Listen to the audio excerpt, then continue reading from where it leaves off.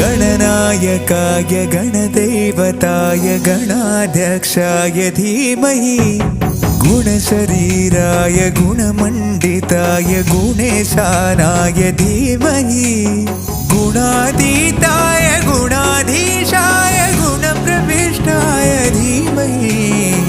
एकदन्ताय वक्रतुण्डाय गौरीतनयाय धीमहि गजेशानाय भालचन्द्राय श्रीगणेशाय धीमहि